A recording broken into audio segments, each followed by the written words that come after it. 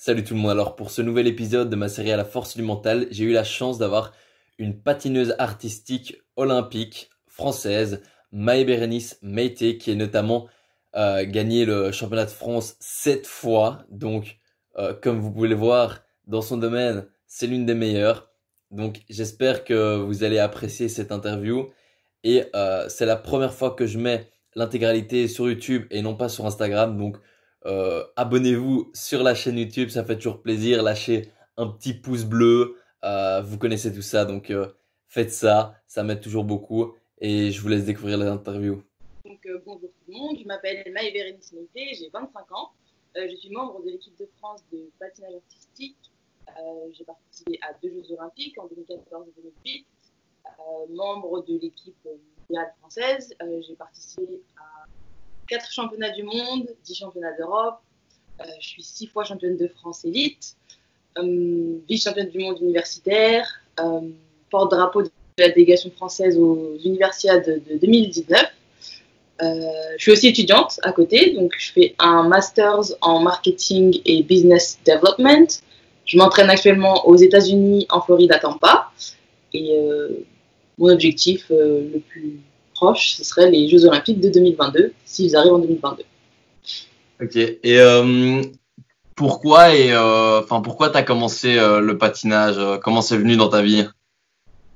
C'est venu comme ça, parce que je suis originaire de Vitry-sur-Seine, dans le 94, et on a la chance d'avoir une patinoire. Et ce qui est cool avec cette ville, c'est que quand on va à l'école là-bas, ils nous emmènent faire des activités extrascolaires, donc ça peut être à la piscine, au stade, etc. Et on allait à la patinoire. Donc, j'y suis allée avec la maternelle.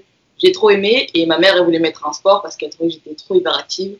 Donc elle m'a dit, choisis ce que tu veux faire. Et je lui ai dit du patinage. Bon, elle a un peu bugué, elle s'est dit du patinage, il fait froid, est-ce que tu es sûr de ton choix? Je lui ai dit ouais, j'aime bien, c'est cool, on est libre, ça va vite, le vent il tape sur le visage, c'est trop cool. Donc c'est comme ça que j'ai commencé, et puis 21 ans après, j'y suis encore. Et à quel âge t'as vraiment voulu devenir professionnel dans ce domaine-là? Euh, je peux pas vraiment donner d'âge, parce que pour moi c'était plus comme un jeu. Genre j'allais à l'entraînement, je m'amusais plus qu'autre chose, et après j'ai gravi un peu les échelons comme ça. C'était plus des challenges personnels que me dire ouais il faut que je sois championne du monde, ou il faut que j'aille au JO, ou que ci ou que ça. Je pense que ça c'est venu plus avec le temps, mais c'est tout seul. Enfin c'est venu tout seul en fait. Je me fixais des objectifs, je me suis dit ok là ça serait cool que je participe au championnat de France senior alors que j'étais encore junior. Bon ok, cette étape c'est fait, ce serait cool que la prochaine étape ce soit les championnats d'Europe. Et je pense que ça s'est fait comme ça. Donc je voulais dire que ça a commencé réellement quand je suis allée sur le circuit international, donc à 11 ans. Ok. Et quel sacrifice t'as dû faire pour en arriver là, ou les obstacles, enfin, et aussi les obstacles que tu as rencontrés durant tout ce chemin? Les sacrifices, il y en a aussi il y a de ma part, enfin de mon côté, et aussi du côté de mes parents. Parce qu'il faut savoir que le patinage, c'est un sport qui est extrêmement coûteux. Donc du coup, mes parents, ils ont sacrifié beaucoup de temps, d'énergie et financièrement aussi pour pouvoir faire des stages à l'étranger, pour pouvoir me permettre de participer à certaines compétitions internationales. Donc un grand sacrifice au niveau de mes parents, déjà, premièrement. Ensuite, moi personnellement, c'est ne pas pouvoir faire les études que j'ai forcément envie de faire, m'entraîner à l'étranger, parce que du coup, je ne m'entraîne pas en France, donc je suis loin de ma famille, de mes proches, de mon environnement dans lequel j'ai grandi, pour pouvoir évoluer au niveau professionnel. Voilà, je pense que c'est un peu tous les sportifs pareil, pas pouvoir être avec nos amis, nos proches, célébrer les anniversaires, les mariages quand ils arrivent, pouvoir sortir quand on a envie de sortir, se dire que non, là je peux pas sortir parce que dans une semaine j'ai une compétition et que je suis calée et qu'il faut pas que je me dérègle la semaine d'avant. C'est pas pouvoir manger forcément tout ce qu'on veut à certains moments parce qu'il faut faire attention au poids, etc. Donc c'est plein de petits détails comme ça, mais après c'est un style de vie qu'on a choisi, donc pour moi c'est pas vraiment des sacrifices, je dirais, c'est plus un style de vie qu'on a choisi. Ouais. Et est-ce que tu as rencontré du coup des obstacles durant ce périple? Euh, Comme tout le monde, il y a eu des hauts et des bas, des obstacles, je dirais, au niveau psychologique. quelque part, parce que quand j'étais plus jeune, j'avais beaucoup d'aptitudes physiques qui me permettaient de faire des éléments que d'autres filles ne faisaient pas. Donc du coup, moi, je surfais un peu sur cette vague-là et ça a toujours été, entre guillemets, facile pour moi. Et puis quand j'ai vraiment su ce qu'était la concurrence, là, ça a été un challenge psychologique parce qu'il a fallu que je trouve des ressources en moi qui étaient différentes de celles sur lesquelles je m'appuyais à la base. Donc du coup, ça a été un gros travail. Donc, je pense que ça, c'est un des majeurs points qui a été un peu compliqué à gérer au long de ma carrière, les blessures.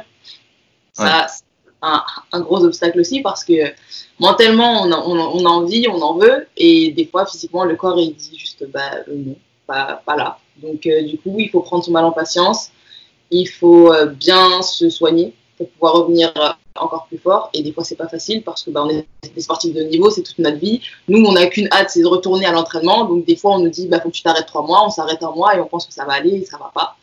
Donc, ça, c'est des obstacles auxquels on est confronté malheureusement, mais qu'il faut savoir gérer intelligemment pour pouvoir perdurer dans le temps pendant sa carrière. Et au niveau, après, je sais pas si c'est vraiment un obstacle, mais si on peut parler de préjudice quelquefois ou de discrimination un petit peu, parce que si vous voyez et vous connaissez les patineuses artistiques, le physique qu'elles ont, c'est pas du tout le mien. Moi, j'ai plus un physique athlétique, donc c'est vrai que je me démarque un peu du lot. Et des fois, j'ai eu l'impression quelquefois que j'ai pas forcément été notée à ma juste valeur. Ouais. Mais pour moi, ça n'a pas été un obstacle, ça a été une source de motivation en fait. Parce que du coup, je me dis, si j'ai pas le droit à l'erreur, ça veut dire qu'il faut que je travaille 4 fois plus, donc il faut que je me donne 4 fois plus et que je sois juste irréprochable. Donc c'est plus une source de motivation qu'un obstacle en vrai pour moi.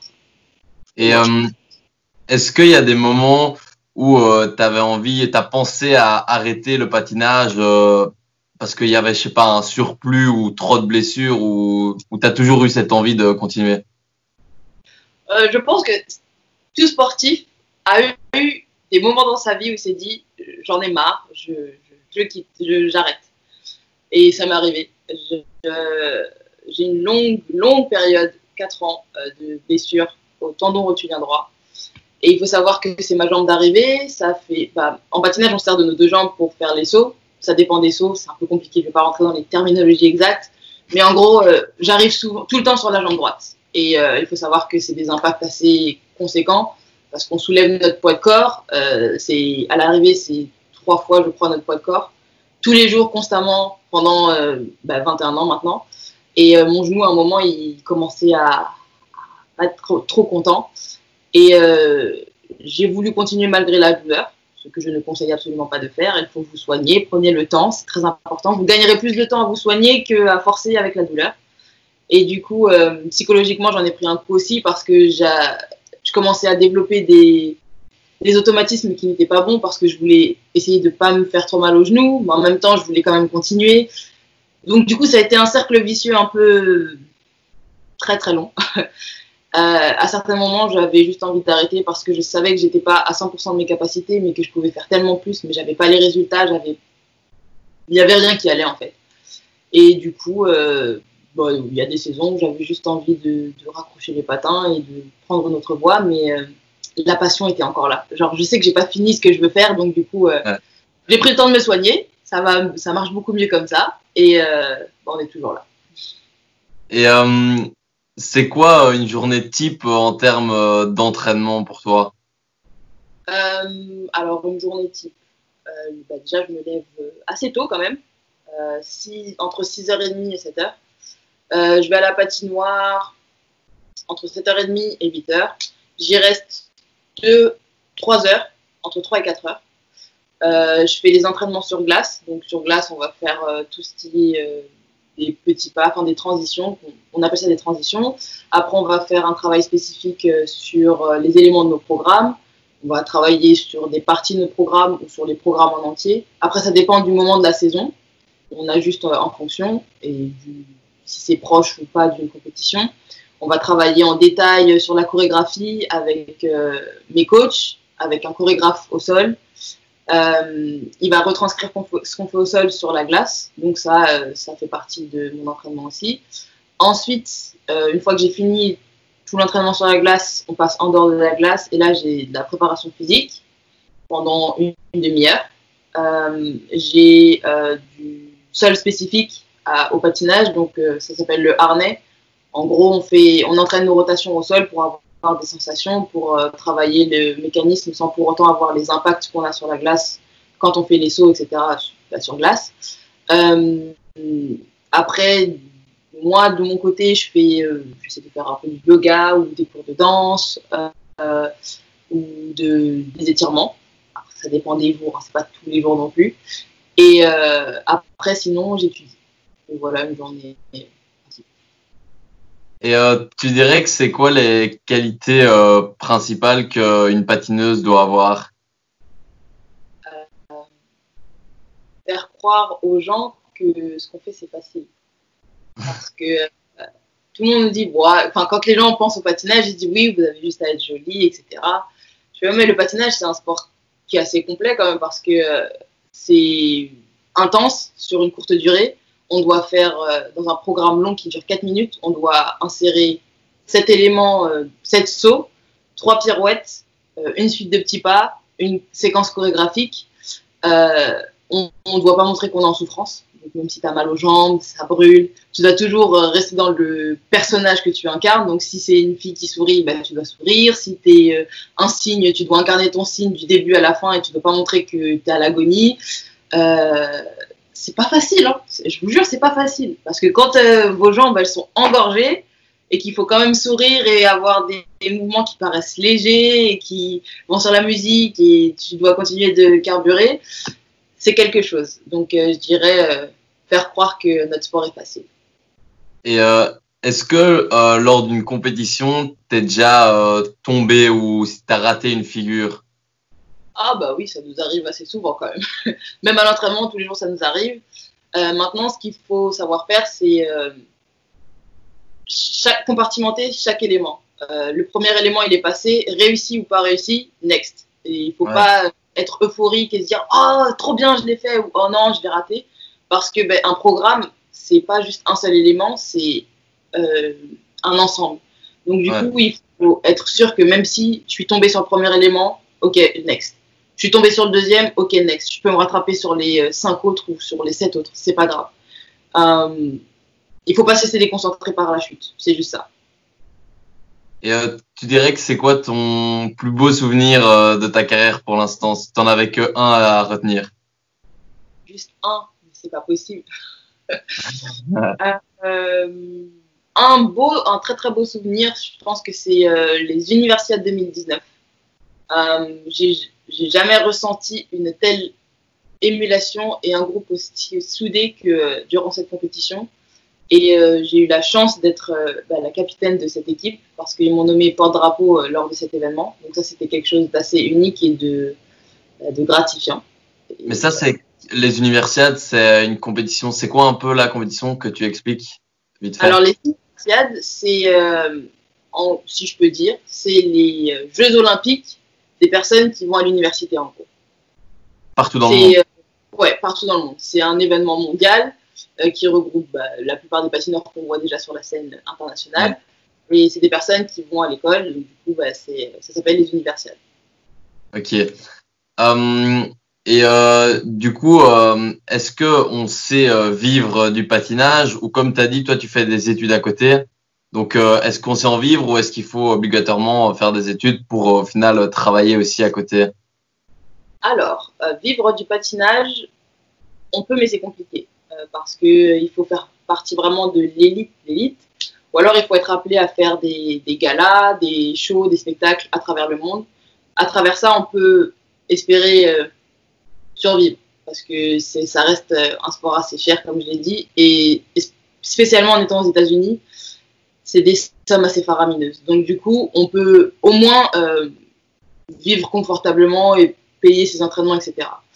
Maintenant, si on n'a pas la chance d'être appelé en gala, si on n'a pas la chance de faire des compétitions internationales et d'être dans le top 5 ou 6, c'est assez compliqué. Et après, c'est pas tout le monde qui peut faire des études aussi parce que quand on fait du patin, en général, c'est des journées de 6 heures d'entraînement. Donc, il faut trouver les structures qui te permettront de faire les études à côté. Il faut avoir la motivation aussi parce que du coup, ça veut dire que tes journées, elles sont assez chargées.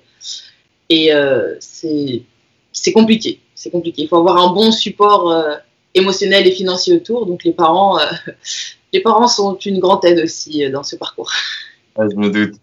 Et j'aimerais aussi avoir ton avis sur le talent. Est-ce que tu y crois? Est-ce que tu y crois pas? Ton avis là-dessus? Il y a des gens qui sont très talentueux. Il y a des personnes qui ont ce truc inné, qui ont cette touche différente qui fait que ça va les démarquer de toutes les autres personnes. Maintenant, ça ne veut pas dire que parce que tu es talentueux, tu vas réussir. Parce qu'en général, si on se repose sur nos acquis, il y a des personnes qui vont avoir la hargne. Peut-être qu'ils seront moins talentueux, qu'ils auront moins de facilité que toi. Mais à partir du moment où ils ont la hargne et ils ont l'envie d'y arriver et qu'ils mettent les efforts et le travail pour, ils vont dépasser la personne talentueuse. Donc oui, tu peux être talentueux, mais ça ne veut pas dire qu'il faut que tu te reposes sur tes acquis. Et justement, parce que tu es talentueux, redouble d'efforts pour conserver ton avance ou ton exception et construire quelque chose d'encore plus fort. Ça veut dire que tu es talentueux, mais en plus, tu es une personne qui travaille, donc du coup, tu mets la barre juste haut et personne ne pourra te dire quoi que ce soit ou personne ne pourra... Ben non, parce que tu as le talent et en plus, tu as l'éthique, donc c'est au-dessus. Et du coup, une question un peu liée à celle-là, c'est qu'est-ce que pour toi, c'est quoi la différence entre les gens qui vont justement pas réussir à avoir des médailles ou etc. et ceux au contraire qui vont être champions et qui vont gagner des médailles? Ça dépend de plein de facteurs. Parce qu'il y a des personnes qui auront des... Après, c'est compliqué comme question. Parce qu'il y a des personnes qui viennent de pays qui n'ont pas forcément les mêmes moyens que d'autres pays. Par exemple, il y a des pays, en patinage en tout cas, il y a des pays qui sont beaucoup plus petits, qui n'ont pas les mêmes structures, qui n'ont pas les mêmes coachs, qui n'ont pas les mêmes moyens pour tous les à côté qui requiert le patinage. Et du coup, ils partent avec un désavantage en gros. Parce que, par exemple, nous, on a beaucoup de patinoires, on a des coachs, on a des salles de préparation physique, on a l'INSEP. On part avec tout ça. Un petit pays comme Andorre, qui est beaucoup moins développé, ils ont une très belle structure, mais ils n'ont pas autant de moyens, je pense, au niveau des coachs, etc. Donc, on n'a pas autant de patineurs qui viennent d'Andorre que de France. Donc, déjà, on voit des différences. Donc, du coup, ça ne veut pas dire que la personne qui vient d'Andorre, elle ne pourra pas forcément réussir, mais il y aura un cheminement un peu plus long, un peu plus fastidieux à faire. Donc, il y a ça qui peut jouer. Il y a aussi des personnes qui ont le talent mais qui ne vont pas travailler. Donc, du coup, tu vas être parmi les meilleurs, mais tu ne vas pas être parmi l'élite. Ouais. Après, nous, c'est un sport à jugement humain. Donc, du coup, des fois, ça ne dépend pas de toi. Enfin, nous, ça ne dépend pas de nous, en fait. Ouais. Faut quand même que tu tiennes sur tes patins quand tu patines. Mais après, les notes, c'est pas nous qui les donnons, c'est les juges. Donc, du coup, il y a des fois où peut-être tu aurais mérité de gagner, mais les juges en ont décidé autrement. Et des fois où tu n'aurais pas mérité de gagner, les juges ont décidé autrement. Là, la décision finale, elle ne nous revient pas. Donc pour nous, c'est un peu compliqué. Ouais. Et j'aimerais un peu savoir, je trouve que dans la vie actuelle, il y a quand même pas mal de monde qui osent pas faire des choses parce qu'elles ont peur d'échouer, etc. Donc elles préfèrent un peu miser sur la sécurité. Et j'aimerais savoir qu'est-ce que tu dirais à ces personnes, parce que justement, toi, au final, tu as pu réaliser tes rêves d'enfant, au final. Donc, qu'est-ce que tu dirais à ces personnes qui ont peur d'oser, au final? Pour rater un monde incroyable. La peur de l'échec, c'est quelque chose qui est réel.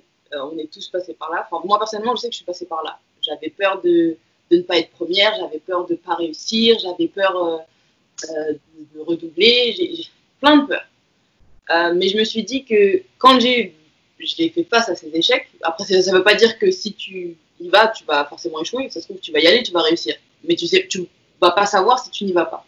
Mais je me dis que quand j'ai fait face à ces échecs, ça m'a appris beaucoup de choses, ce qui m'a permis de rebondir et d'être fearless. Genre après, je me suis dit, mais j'ai pas peur en fait. Enfin, je sais ce que ça fait de tomber ou de pas réussir forcément. Mais j'ai quand même envie d'y aller parce que j'ai envie de découvrir l'inconnu, j'ai envie de savoir ce qui m'attend.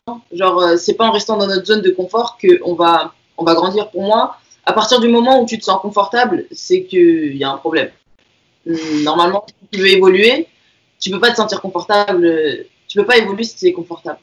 Et il va falloir qu'il y ait un aspect de ta vie qui soit vraiment inconfortable, tu te sens pas agréable, tu te sens pas bien, mais tu vas apprendre, du coup. Tu vas construire tes armes, tu vas te sortir de ce que tu connais, des sentiers battus, tu vas dire, ah ok, il faut que je fasse travailler telle ou telle chose, il faut que je travaille telle qualité pour m'améliorer, il faut que je fasse ci, ou que il faut que j'apprenne à demander aux gens de l'aide, je sais pas, n'importe quoi, mais il faut que tu sortes de ta zone de confort pour pouvoir toi évoluer personnellement, parce que quand on reste dans notre zone de confort, ça veut dire qu'on est la même personne qu'on était hier. Et le but, c'est d'évoluer, genre comme les Pokémon, tu veux évoluer. Donc du coup, faut sortir. Pour moi, faut pas se limiter. Si tu as un projet qui est fou, il y a que toi qui y crois, mais fonce, mais fonce.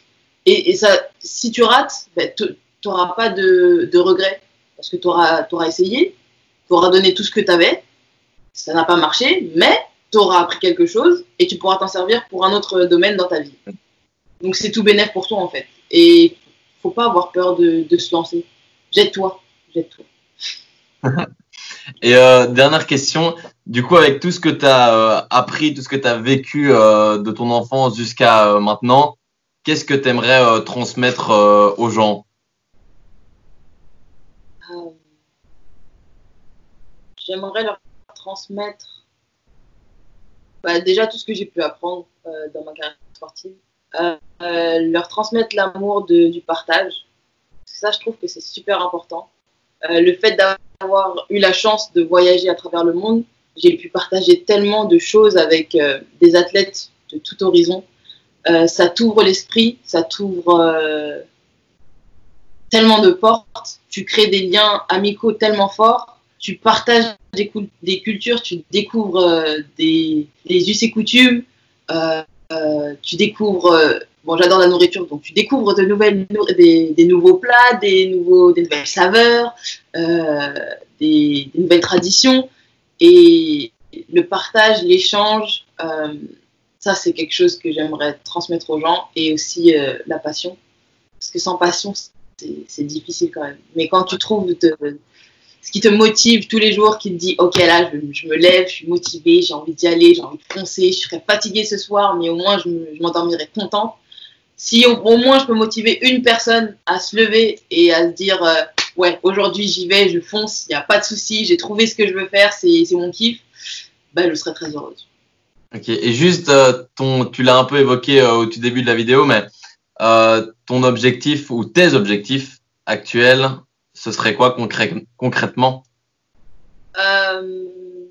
Des médailles au niveau européen, mondial et olympique.